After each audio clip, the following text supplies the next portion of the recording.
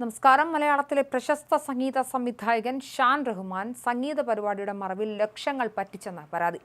Event management സ്ഥാപന ഉടമയും production മാനേജരും show ഡയറക്ടറുമായ നിജുരാജ് എബ്രഹാമിനാണ് ഷാൻ റഹ്മാൻ ലക്ഷങ്ങൾ നൽകാനുള്ളത്.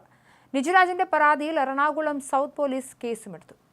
ഇറ്റാനൽ ടുഡേ എന്ന മ്യൂസിക് ട്രൂപ്പിന്റെ സംഗീത പരിപാടിയാണിതിന് കാരണം. ജനുവരി 23-നാണ് തേവര സേക്രഡ് ഹാർട്ട് കോളേജ് ഗ്രൗണ്ടിൽ ഷാൻ റഹ്മാന്റെ നേതൃത്വത്തിൽ സംഗീത പരിപാടി നടന്നത്. ഉയിരെ എന്നായിരുന്നു പേര്. ഇതിന്റെ സംഘാടന നടത്തിപ്പ് ചുമതല ഏൽപ്പിച്ചത് നിജുരാജിനെയാണ്.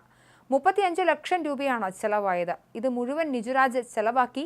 എന്നാൽ ബുക്ക് മൈ ഷോയിലൂടെയും മറ്റുമുള്ള ടിക്കറ്റ് വരുമാനവും സ്പോൺസർഷിപ്പ് പണവുമെല്ലാം പോയത് ഇറ്റാനൽ ടുഡേക്കാണ്.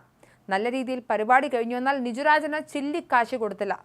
ഈ സാഹചര്യത്തിലാണ് ഷാൻ മുഹമ്മദിനും ഭാര്യയ്ക്കുമെതിരെ നിജുരാജ് പരാതി കൊടുത്തത്.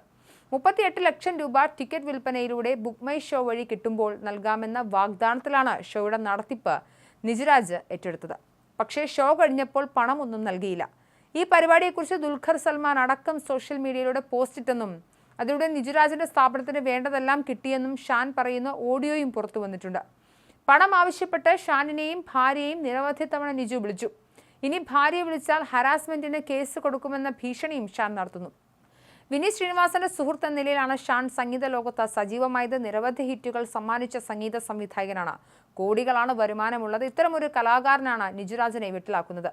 ഭീഷണി അതിരുവിട്ടതോടെയാണ് നിജുരാജ് പരാതിയുമായി പോലീസിന് മുന്നിലെത്തിയത്. പരിപാടിയിലൂടെ പല വിധത്തിൽ 1 കോടി രൂപ ഷാൻ റഹ്മാന് കിട്ടിയെന്നാണ് നിജുരാജ് മനസ്സിലാക്കുന്നത്.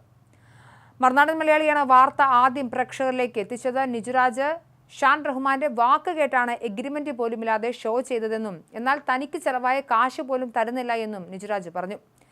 എന്നെ വിളിക്കുന്നത് അവരുടെ ബ്രാൻഡിന്റെ മാനേജർ എന്ന നിലയിൽ നെവിൻ ജോർജ് ആണ്. അവിടുത്തെ കീബോർഡ് ആർട്ടിസ്റ്റുമായാണ് അദ്ദേഹം. ഒരു ഷോ വരുന്നുണ്ട്, അതിന്റെ പ്രൊഡക്ഷൻ നിജു ചെയ്യണമെന്ന് പറഞ്ഞു. എനിക്ക് നിജുവിന്റെ പ്രൊഡക്ഷനിൽ വിശ്വാസമുണ്ടെന്ന് പറഞ്ഞ് എന്നെ ഇങ്ങോട്ട് വന്ന് അപ്രോച്ച് ചെയ്യുകയായിരുന്നു. എന്നോട് ചോദിച്ച് എനിക്കൊരു കൊട്ടേഷൻ വേണമെന്ന് പറഞ്ഞു. കൊച്ചിയിൽ ഒരു ബെഞ്ച് മാർക്ക് ആയിരിക്കണം, ഇതുവരെ ആരും കണ്ടിട്ടില്ലാത്ത രീതിയിൽ വേണം ഷോ ചെയ്യാനെന്നും പറഞ്ഞു. നമ്മൾ ഷോ ചെയ്ത് പോയാലും 3-4 വർഷത്തേക്ക് ഇതാരും ബ്രേക്ക് ചെയ്യരുതെന്നും പറഞ്ഞു. പ്രൊഡക്ഷൻ ഐഡിയ വെച്ച് ഞാൻ കൊട്ടേഷൻ കൊടുക്കുകയും ചെയ്തു. വേറെയും കൊട്ടേഷൻ മേടിച്ചിട്ടുണ്ടാകാം, എനിക്കറിയില്ല. അവർ ഒരു ദിവസം എന്നെ വിളിച്ചിട്ട് കൊട്ടേഷൻ ഇഷ്ടപ്പെട്ടു എന്ന് പറഞ്ഞു. പാലാരിവട്ടത്തിലുള്ള ഓഫീസിൽ നെവിനും ഷാൻ റഹ്മാന്റെ വൈഫുമായിട്ടാണ് മീറ്റിംഗ് എന്ന് പറഞ്ഞു. ഞാൻ ആ മീറ്റിങ്ങിന് പോവുകയും ചെയ്തു. അവർ ഇഷ്ടപ്പെട്ടു, നമുക്ക് ചെയ്യാമെന്ന് പറഞ്ഞു. അതിനുശേഷം ഒരാഴ്ച കഴിഞ്ഞ് എന്നെ വിളിച്ചിട്ട് വർക്ക് ഒന്ന് പോസ്റ്റ്പോൺ ചെയ്യുകയാണെന്നും പറഞ്ഞു. ആ സമയത്ത് എൻ്റെ വർക്ക് സ്റ്റാർട്ട് ചെയ്തിട്ടുണ്ടായിരുന്നു. ഞാൻ എന്താണ് കാരണമെന്ന് ചോദിച്ചപ്പോൾ സ്പോൺസർഷിപ്പിൻ്റെ കേസാണ്, ഡിലേ ആകുന്നുണ്ട്, അതിൻ്റെ പേരിലാണെന്ന് പറഞ്ഞു. ഷോ ഞാൻ ചെയ്യട്ടെ എന്ന് ചോദിച്ചു. 25 ലക്ഷമാണ് കോസ്റ്റ് എന്ന് നെവിൻ പറഞ്ഞു. ഈ സംസാരം കഴിഞ്ഞ് ഒരാഴ്ച കഴിഞ്ഞപ്പോൾ എന്നെ വിളിച്ച് ഹാപ്പി ന്യൂസ് ഉണ്ട്, നേരിട്ട് കാണാൻ പറ്റുമോ എന്ന് ചോദിച്ചു.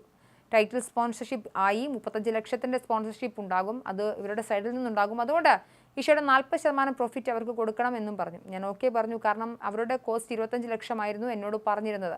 അത് കഴിഞ്ഞിട്ടാണ് 60 മുതൽ 40 എന്ന് പറഞ്ഞത്. ഞാൻ എഗ്രിമെൻറ്റ് തരണം എന്ന് പറഞ്ഞു. നവംബർ തൊട്ട് ഞാൻ എഗ്രിമെൻറ്റ് ചോദിക്കുന്നുണ്ട്. മീറ്റിങ്ങിന് അന്ന് തൊട്ട് നെവിൻ എനിക്കും സൈറാത്തയ്ക്കും അവരുടെ ഡോക്യുമെൻറ്റ്സ് എല്ലാം നോക്കുന്ന നിമിഷ എന്ന വ്യക്തിക്കും വാട്സാപ്പിൽ അയച്ചു കൊടുത്തിട്ടുണ്ടായിരുന്നു. ഇത് കഴിഞ്ഞിട്ട് 3 പേർക്കും അയച്ചു കൊടുത്തു. തിരിച്ച് ഞാൻ കണ്ടിന്യൂസ് ആയി എഗ്രിമെൻറ്റ് അയച്ചു കൊടുക്കുന്നുണ്ടായിരുന്നു. ഓരോ കാരണങ്ങൾ പറഞ്ഞ് എഗ്രിമെൻറ്റ് ഡിലേ ആക്കിയെന്നും നിജു പറയുന്നു. എന്തായാലും നിജുരാജിന്റെ പരാതിയിൽ പോലീസ് കേസെടുത്തിട്ടുണ്ട്. അന്വേഷണം പുരോഗമിക്കുകയാണ്.